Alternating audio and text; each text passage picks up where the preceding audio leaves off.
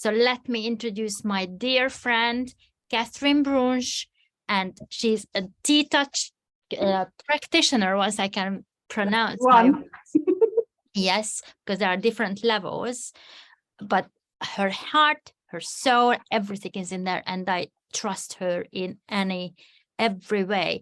Our TTouch journey started from not completely different angles, but basically we started our TTouch journey completely. We didn't even know each other back at that time when we started it. And I know that how much TTouch helped my dog. So I am absolutely a fan. I'm not as much that I became an instructor, because that is not the line where I want to work, but I exactly know the people where I can refer, send my clients and my friends' dogs and everybody. So, Katharine, how did you come in touch with TTouch? Sorry about the pun. That was unintentional. Oh, brilliant. I love it. Do you know, I actually had to go and have a look at when this all started, and it was 2015, which is quite a long time ago now. It's a little bit of a sad story, really. How I came into TTouch was that back in 2015, I had 2 bull mastiffs, and the older one, Jinx, was diagnosed with cancer, which was a bit gross. And so I was looking at any way possible just to support her and be there for her. And a friend of mine said, "Oh, you want to have a look at TTouch?" So I found a local practitioner. But I also at that time had my other bull mastiff, Keto. So she was 4 years younger than Jinx.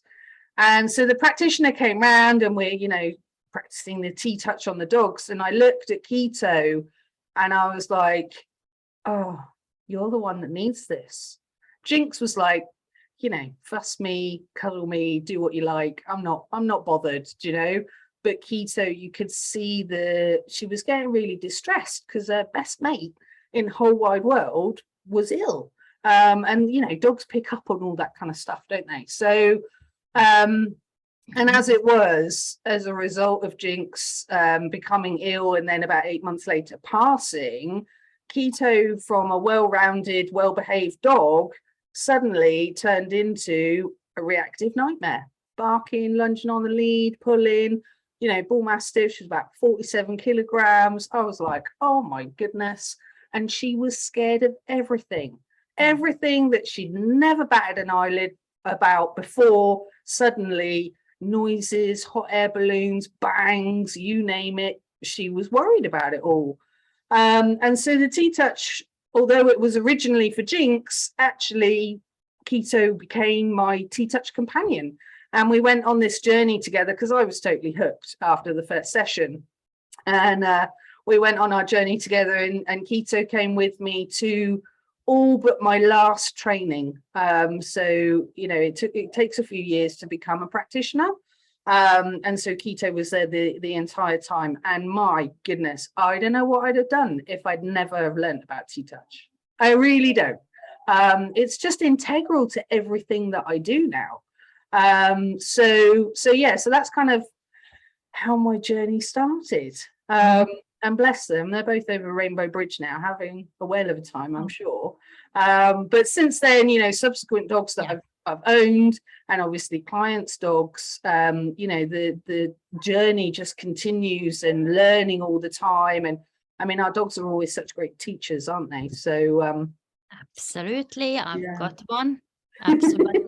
But over the years, I had several brilliant teachers. The way I started with TTouch was, it wasn't actually that far when you started. It was, Spragan was born in 2015. So that it was 16 or 17, because she was like between 1 and 2 years old when she was really, really anxious. Yeah. And the thing is that, and actually that's a good topic, just to have a session about body language. That's a very interesting one again.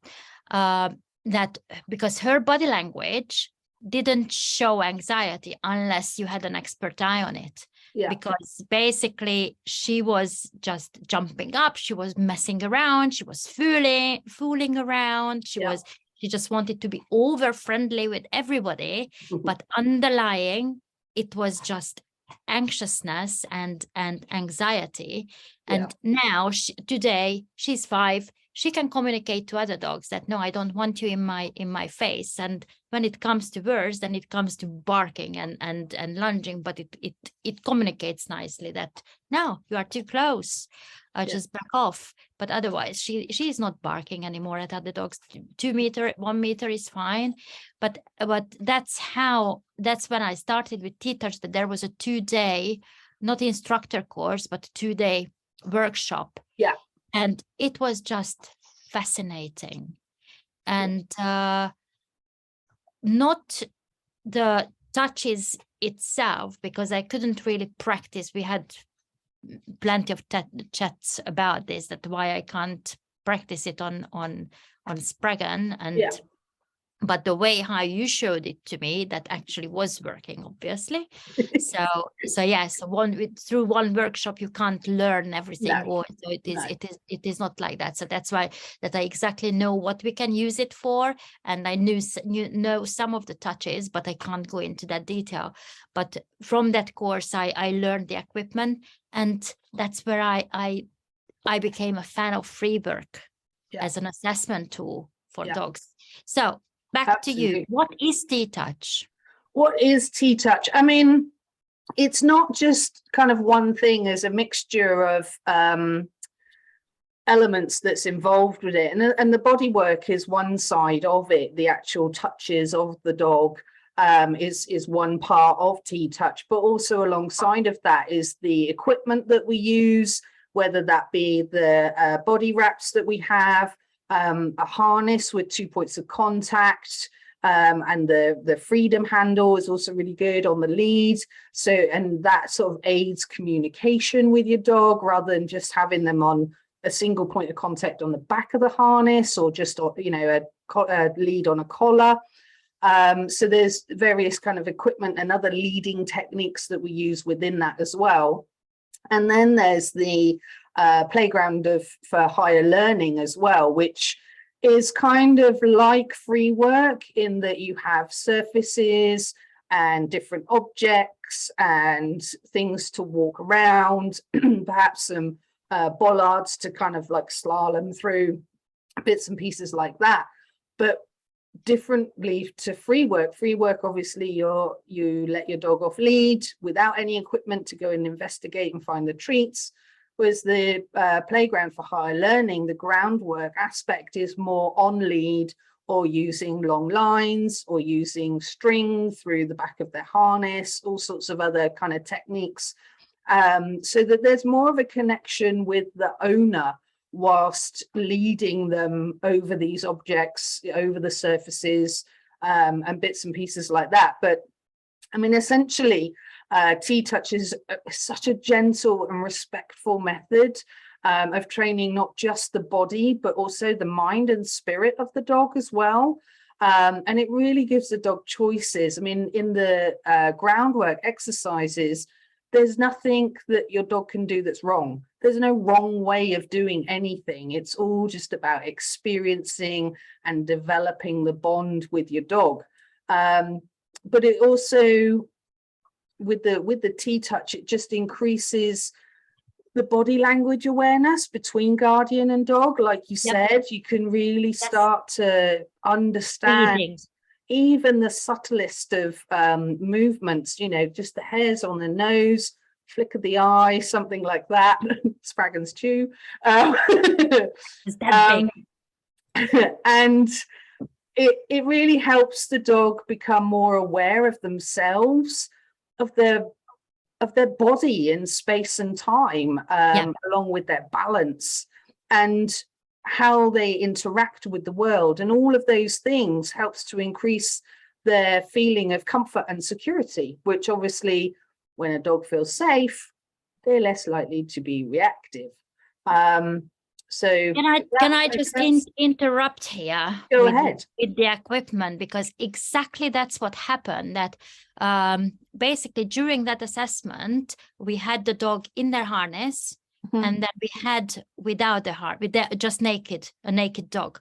Yeah. And biggest transformation was a Rottweiler, that actually you could see that dog like, oh, I can breathe when naked. So actually we could see that the harness didn't look a bad fitted harness, but obviously it was still, for some reason, the dog wasn't comfortable.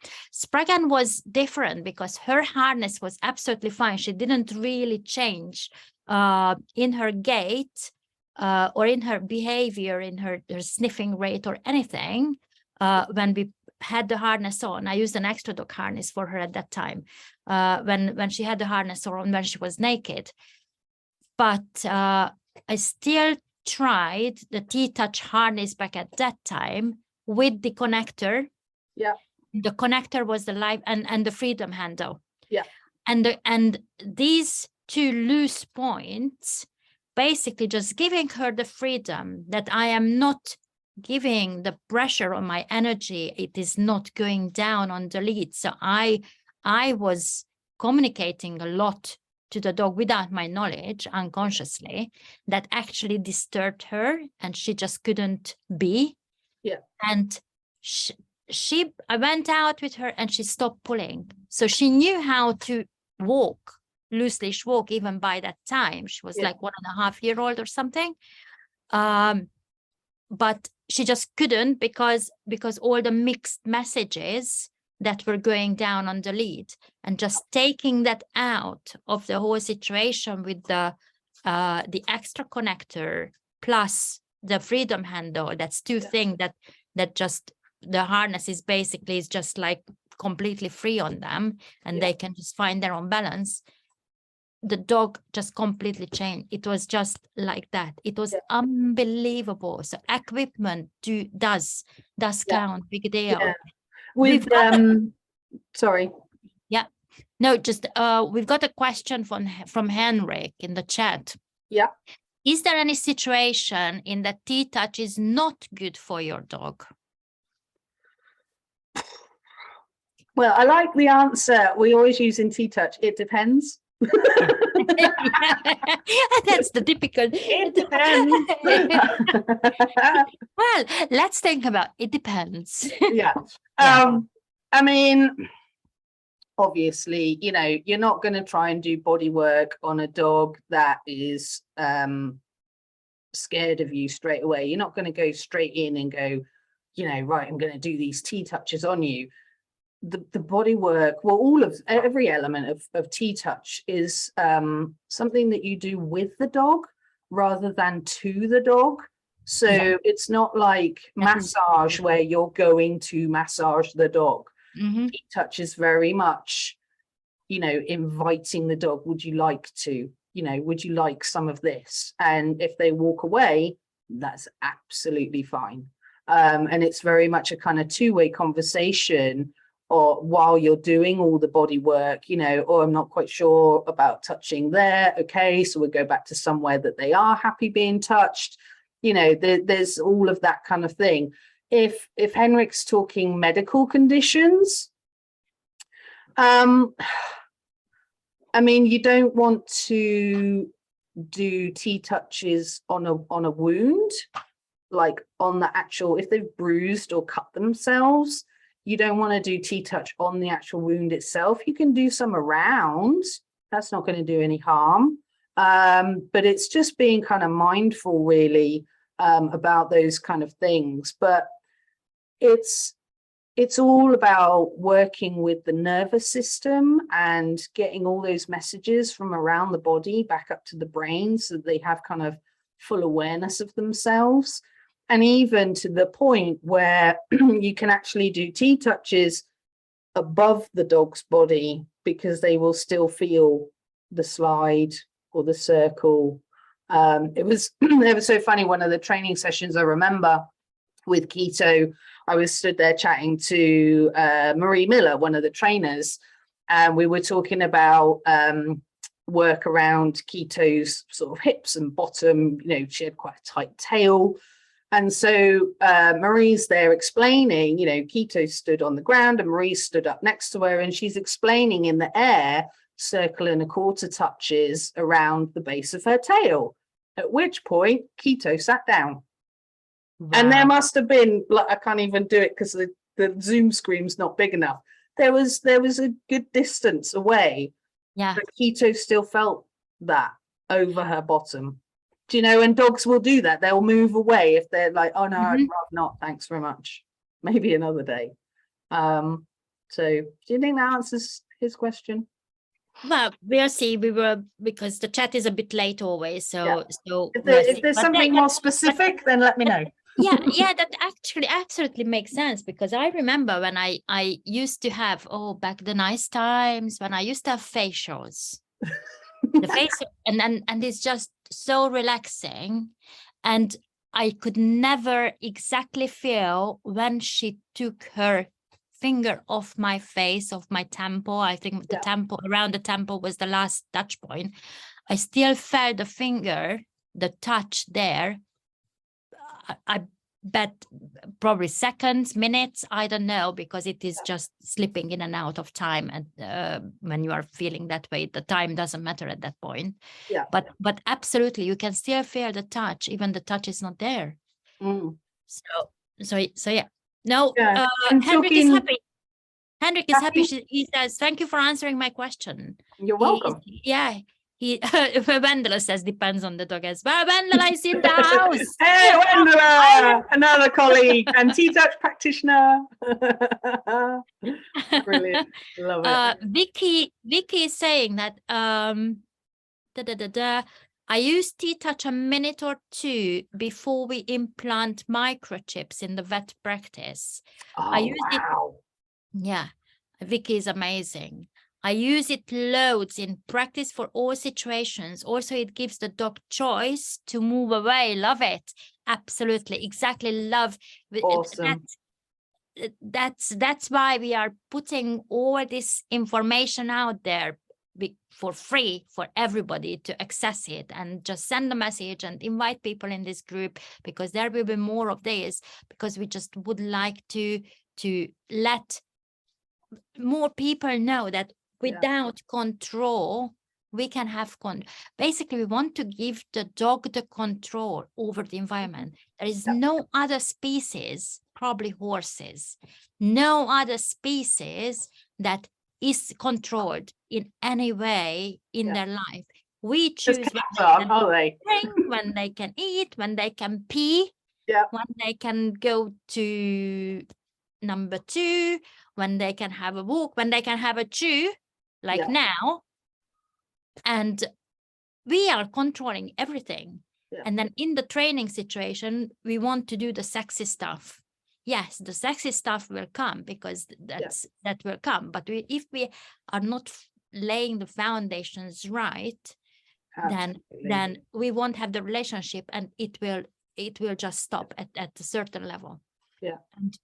And you know, the more I think that we can spread the word about TTouch to vets and nurses, and you know, in all of that kind of environment, groomers, any, you know, even dog walkers, you know, the professional dog walkers out there, even home boarders and people like that, you know, the more we can spread the word.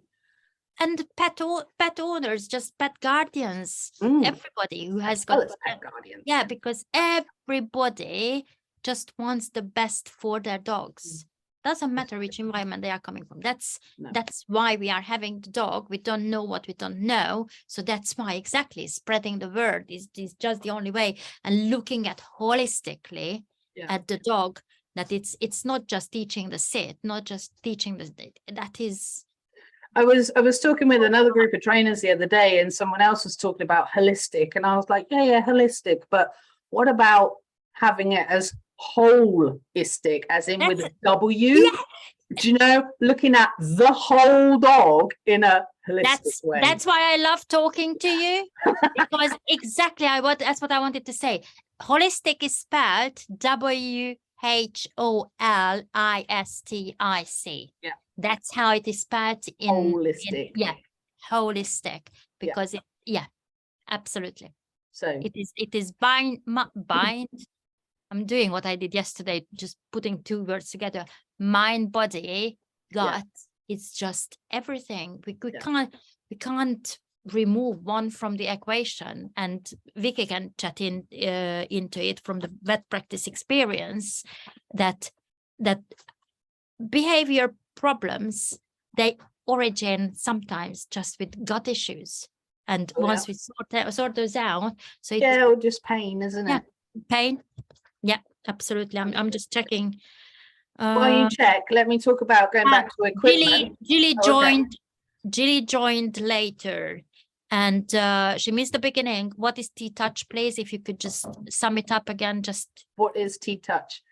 It is a really respectful method of training body, mind, and spirit using body work, various bits of equipment, and the playground for higher learning, which is a bit like free work, but not, if you know what free work is.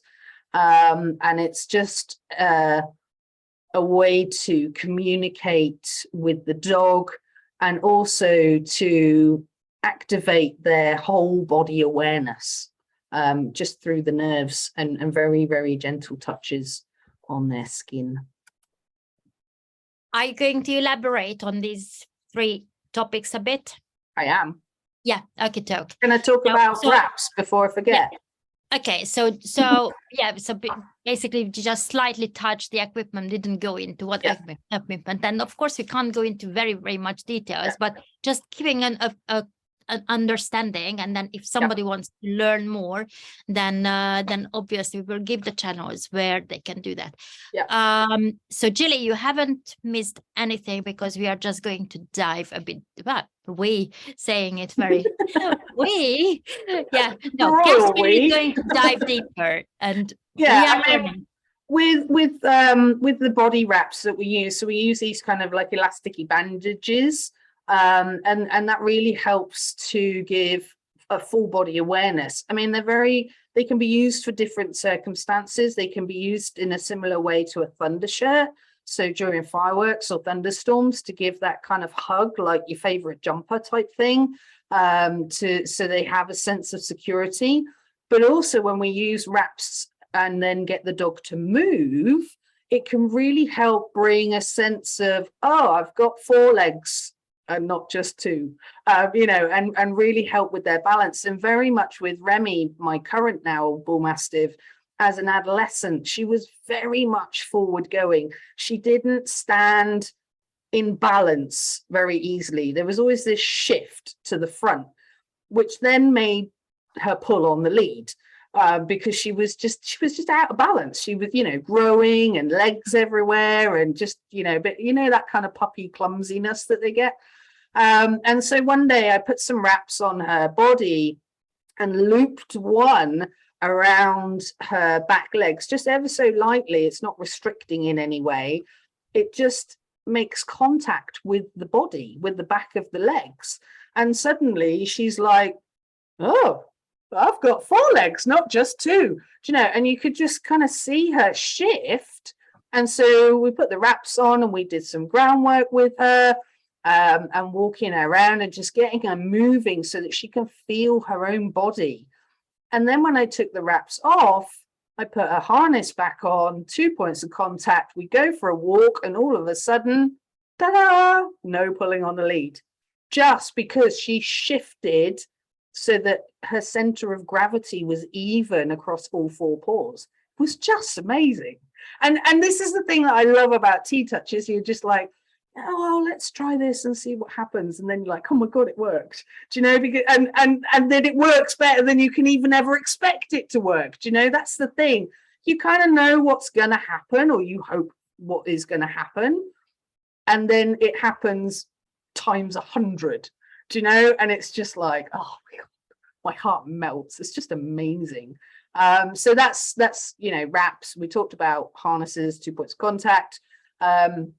Other things that we use are long bits of string that thread through the back of the harness. It's like homing pigeon, basically. So it's like a lead, but you need two people. You need a TTouch practitioner to kind of get this properly, but we can lead the dog around, and the dog has freedom to move up and down the piece of string closer or further away to the people. And what was really interesting with Chloe, my little Spanish rescue, when I first did the beeline with her, we were heading to what we were doing the groundwork. So we're in the playground.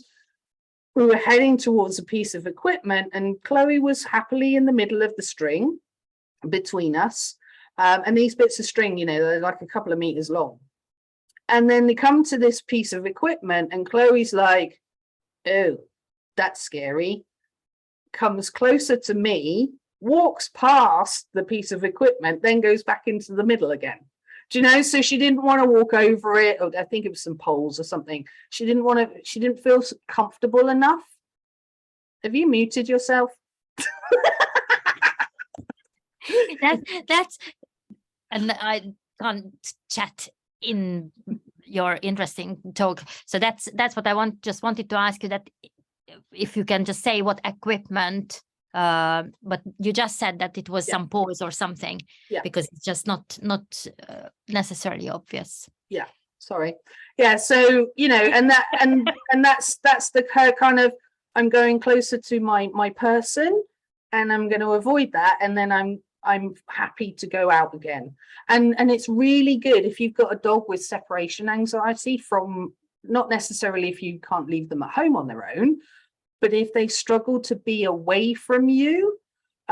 So say, I don't know, you take them to the pub or something, and you're with a friend, and you're like, can you hold my dog while I just go and get another drink, you know, another coffee or something?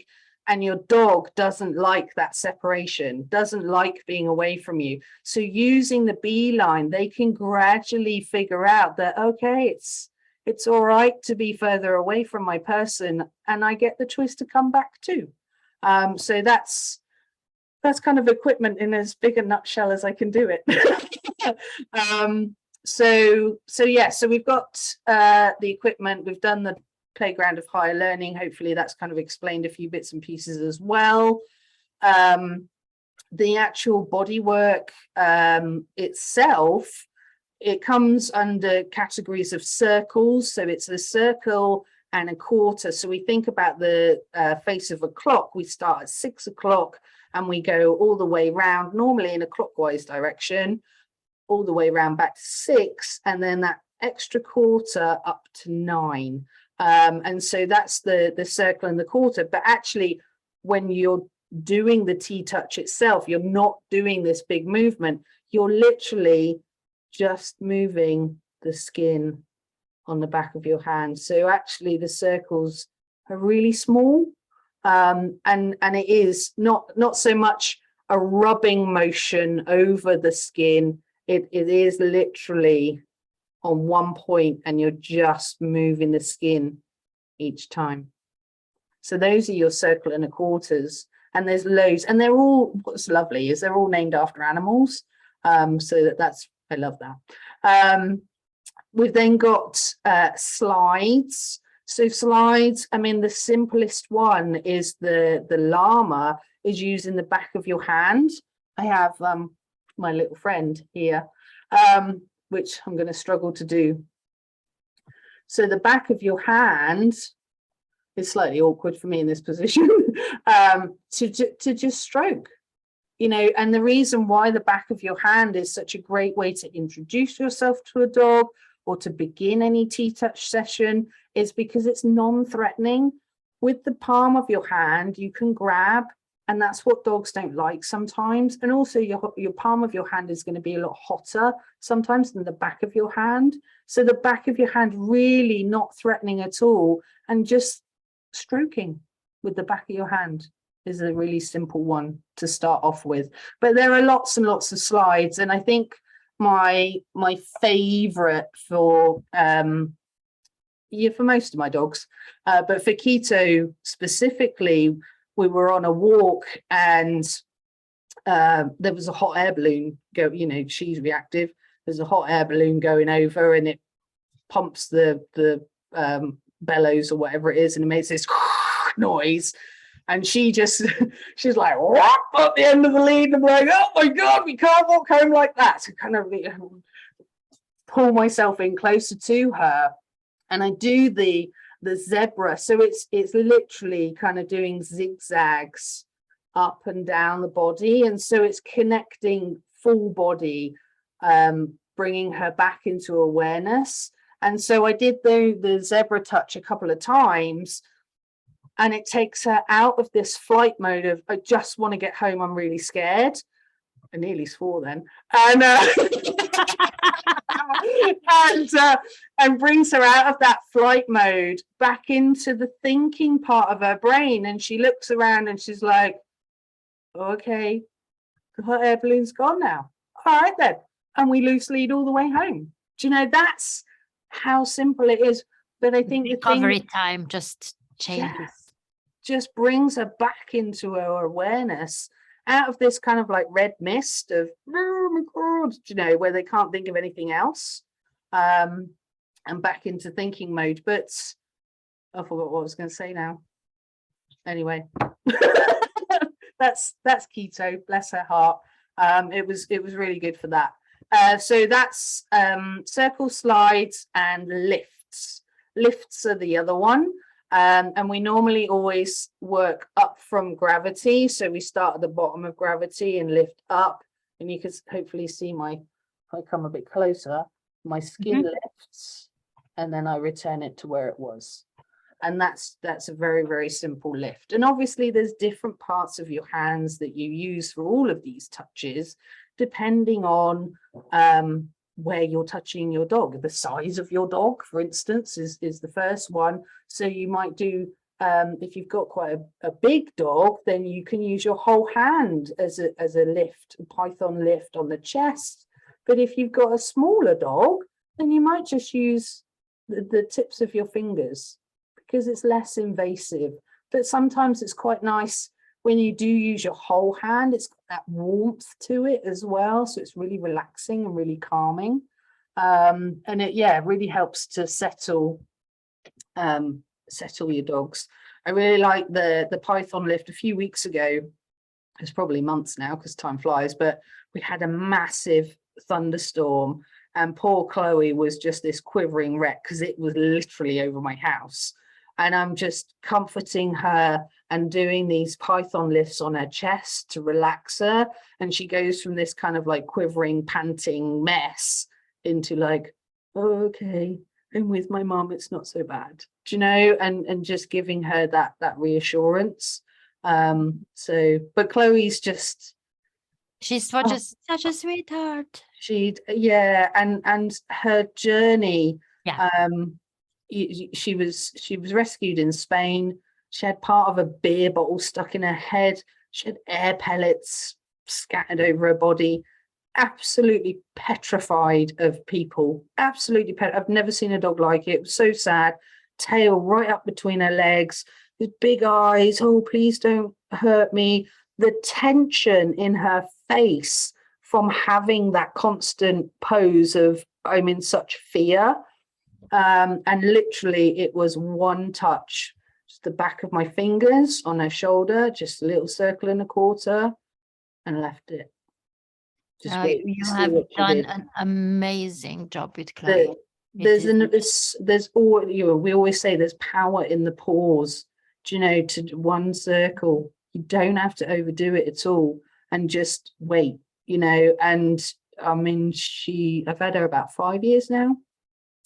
She was a failed foster, and but from that quivering wreck of, you know, petrified of humans, like last night, she's there snuggled up next to me in bed.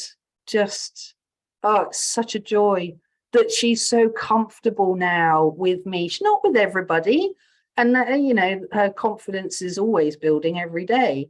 But yeah, just, she's really special. I don't know how she could have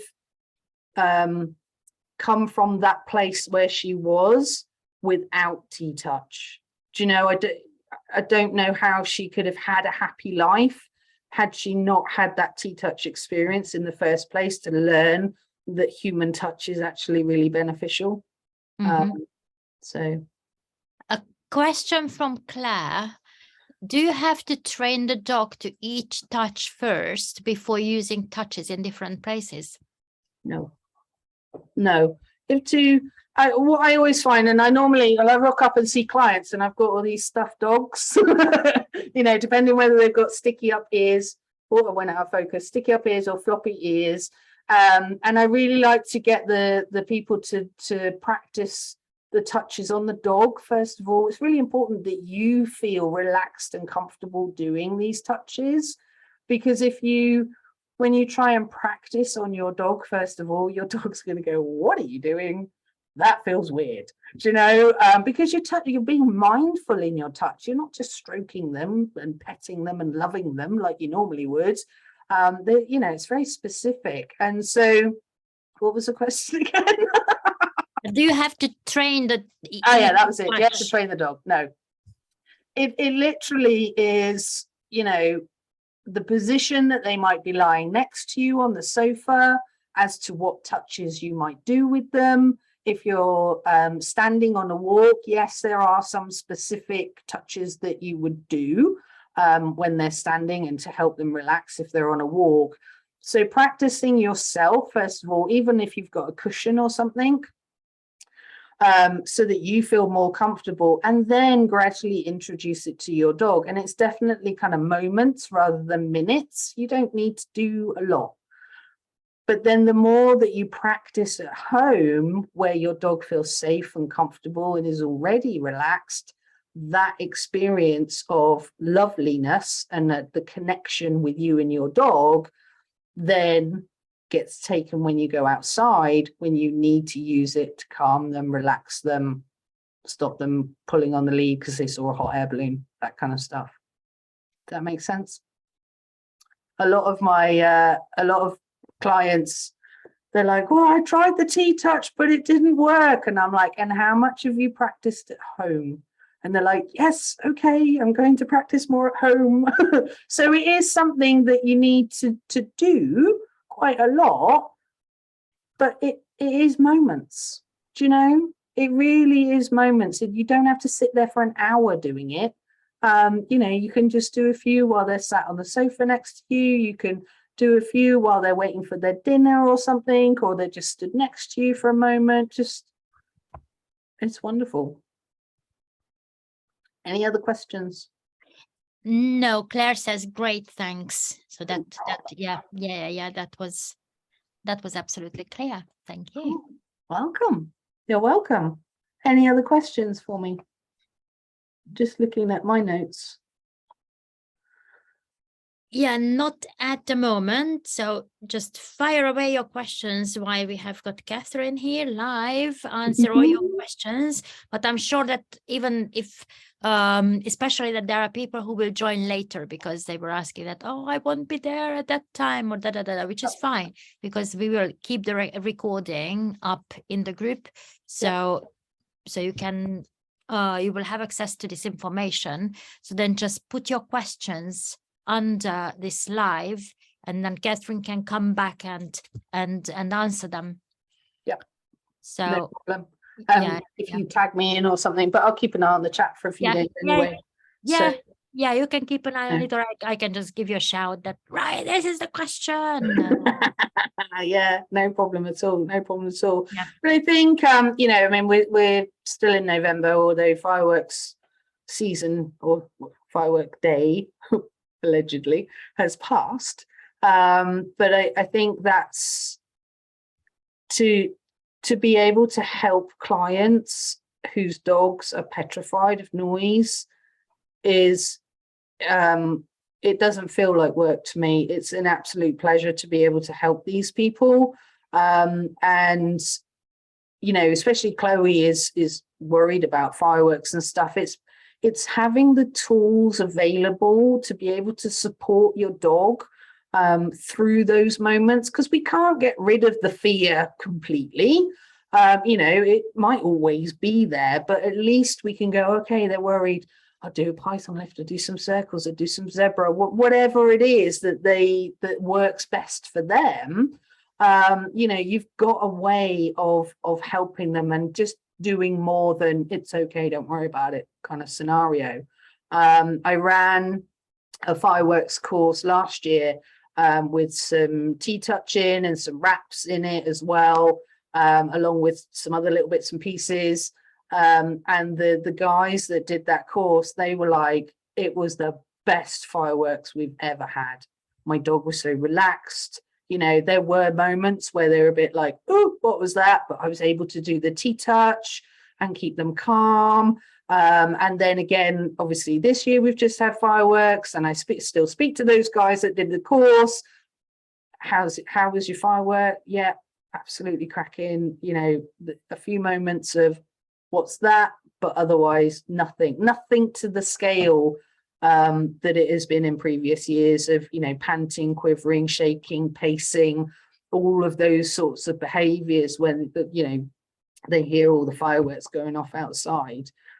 So yeah, absolutely, it's just brilliant, and it just brings such joy to me to be able to pass this knowledge on to everybody else, to be able to support their dog. And that is the fundamental key of being a practitioner. It's not that I come along and have a session of TTouch with your dog like you might get with a massage or physiotherapist or whatever. They're actually doing more, whereas my role is to teach the clients how to do the TTouches so they can do the TTouches to their own dog when they need it, do you know, because I'm not going to be there. I can't spread myself in a million places on November the 5th, you know, and be at home with my own dogs. So you know, to be able to pass on that knowledge, is really something really easy to learn as well. It's not difficult at all. So have we got any more questions? Yes, where are you based? And that's exactly what I wanted to ask, that do you do only private work, or are you happy to travel? I know that I invited you over here to Bournemouth. We will spare a few words a bit later about that. Yep. But Alison is asking, where are you based? Where am I based? I'm in my living room here. I'm here. I'm in Wellington in Somerset. But my fireworks, I thought that was Devon. I'm about 10 minutes from the Devon border. I was in Cornwall when I came to see you. I know, you were nuts. But yeah, I'm in Somerset, very close to the Devon border. My fireworks course that I ran last year was actually an online course. So I had people all over the UK and one in America actually. That did the online course, and because there's how-to videos, and we did live coaching and all of that kind of stuff with it as well. So that's that.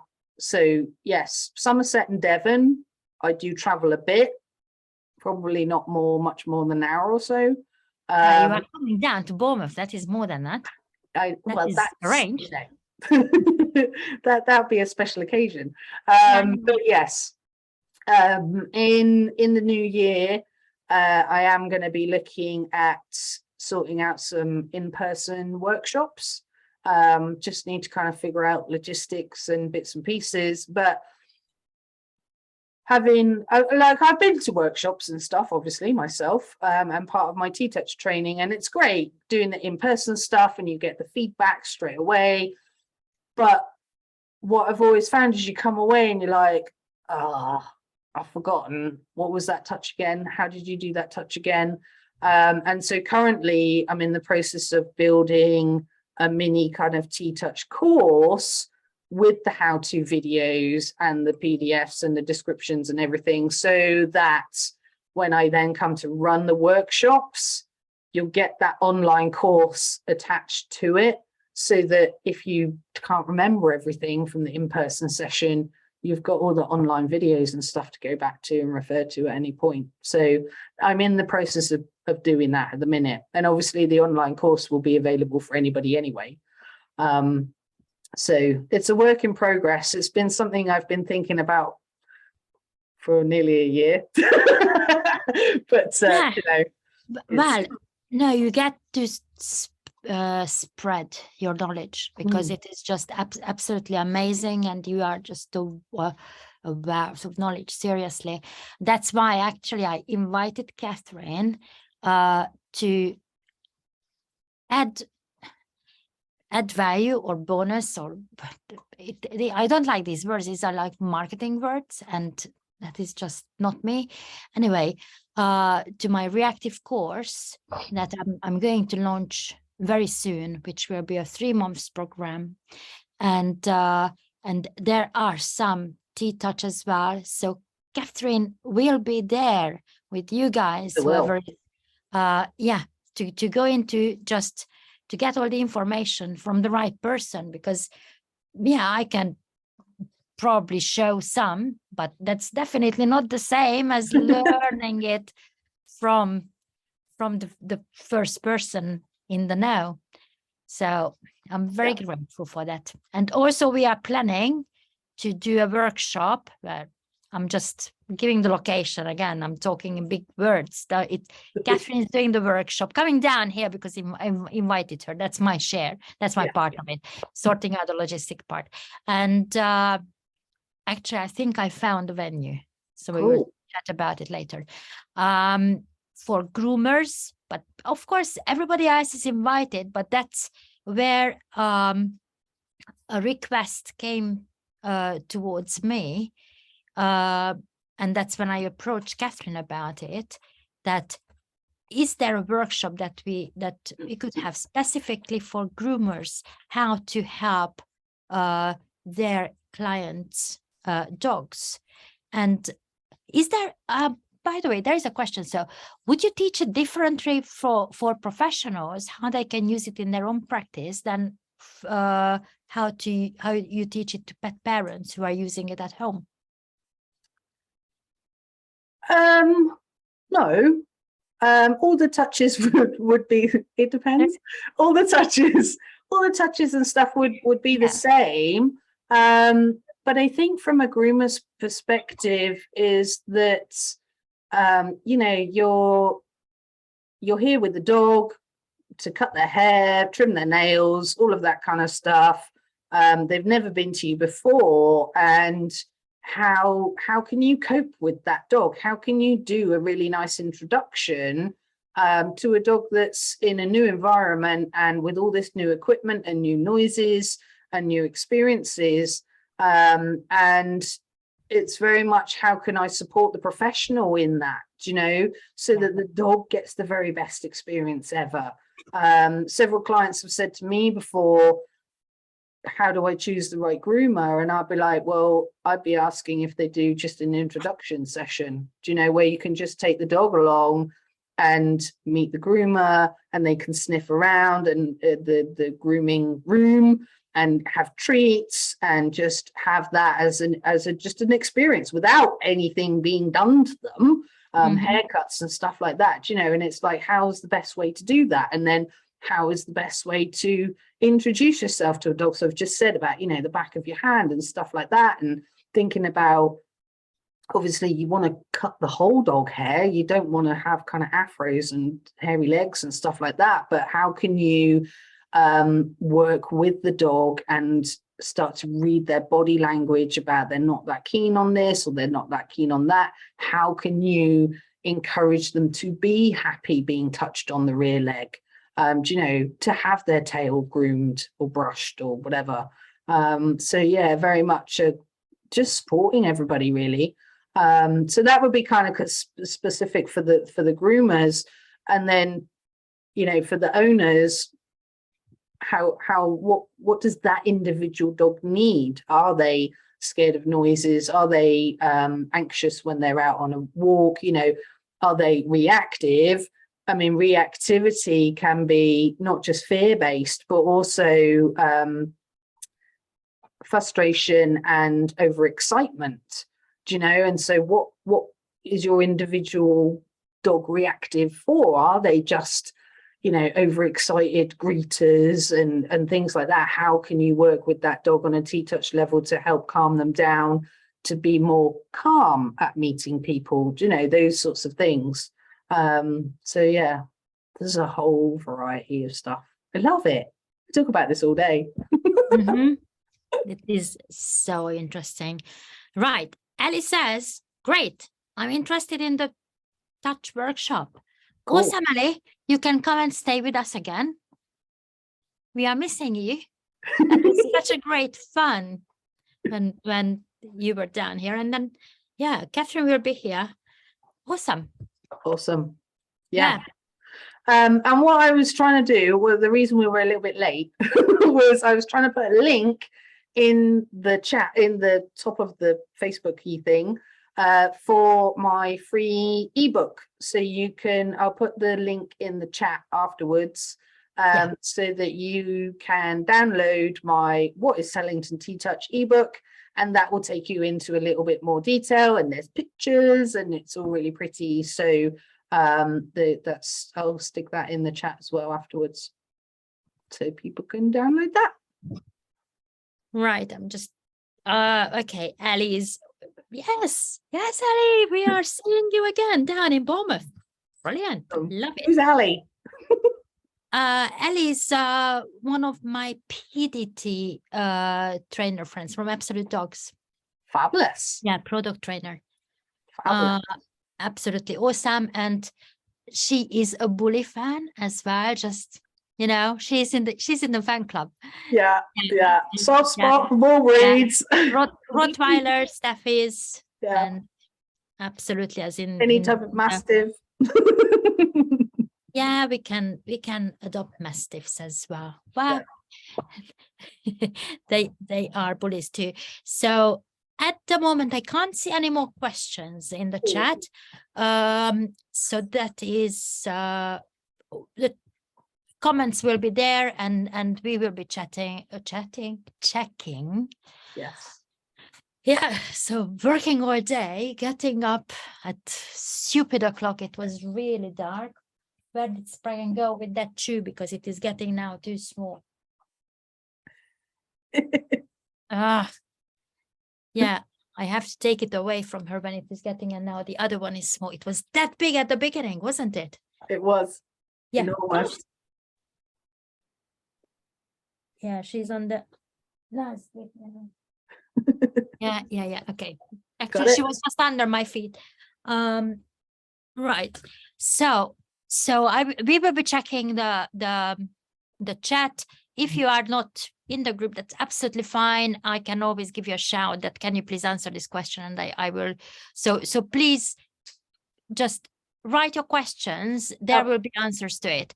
Questions. Katharine will drop the link to the ebook that you can download, and there are some more information in there. Also, we will obviously let you know once the workshop is finalized, and can give you more, but that will be an in-person, planning it for a whole day workshop, didn't we? That's what we were chatting about, it a day workshop. So there will be plenty of practice. Yeah, definitely New Year by now. Yeah, yes. Plenty of notice, practice that that everybody can do, and yeah. So as I said, there will be more and more lives like this happening, because I would like to convey as much information as we can here. So you can always ask questions. Please do ask if there is something that we can bring. If I myself don't know the answer, then I can just bring other experts from the field and just have fun chats that everybody can join. And don't forget that tomorrow, Saturday morning, it is the fun, active class with our dogs. So it is together with the dogs. So please join 10 o'clock in the morning, UK time. So sorry, I couldn't accommodate it for every time zone. I know that people are from other parts of the world as well. But tomorrow afternoon, I am helping out at the rescue shop. So that's why I just could put it in the morning, and then, or not doing it at all, because I'm doing a night shift tomorrow again. Just fun. Just to make the whole life, you just can't stop. You just get to go on doing all sorts of stuff. And then next week Jill is talking about foster dogs and her own dogs, how the dynamics changed with the foster dog, and what adjustments we get to think about when thinking about fostering a dog and adding another dog to the family. And also next week, Wednesday, now we have got the time and the date confirmed with Julie. Julie Moss is coming for a chat as well. Yep. Amazing. And yes. So Julie is absolutely expert reading the dogs by their gait. So basically we can send videos to her and by the gait, how the dog is walking, how the dog is presenting themselves. We are not asking the dog to do anything. It is in their natural environment. And she can assess that is there any underlying pain that needs further checking, because that absolutely and Julie also looks at coat patterns and stuff as well, doesn't yes. she? So which is something else that we do in which is TTouch does as well. The other weekend I was up at with Ruby and Laura at the trick workshop that every year they my friends organize up there in Milton Keynes. And it was just absolutely amazing to see a collie that on the first day, the collie's hair was completely smooth. And the second day, we asked the collie owner that, are you really considering to either take the dog to agility in the morning before coming to the workshop, because we started at 11 o'clock in the morning only, and just you come in person and take as much information in without the dog, and then you can just practice with the dog, or not going to the agility. And then the dog came and the pattern, the coat pattern, oh my God, it was all curly. And this is just so much information. We just need to have the eye for it, to have that expert eye to see that what actually we are looking for, what we can see in the dog, what it means, and being able to translate that yes, it might not be something big. It can be that just because of the running, actually the muscle was just tense, but it can be something. So that's where I can say that, yes, the coat pattern is different. We need to see, but Julie can say that, right, this is what is happening with the dog. Yeah. And she can, so Julie's coming next week. So that will be absolutely fabulous. And Vicky, probably I will send you a message as well, because I have got some ideas. Awesome. So let me check the chat. Last time my phone decides that, no, I'm not checking the chat. This was great. Thank you. Absolutely. Rotties and Bullies Mastiffs from Ali. Yeah. So awesome. So we can close it over here. Okay. And thank you all for joining and being interactive and being very much appreciated. Thank you for inviting me, Anita. Thank you, Katharine, for coming, and thank you for your time and knowledge. No problem. Look at that. Cheerio. Love.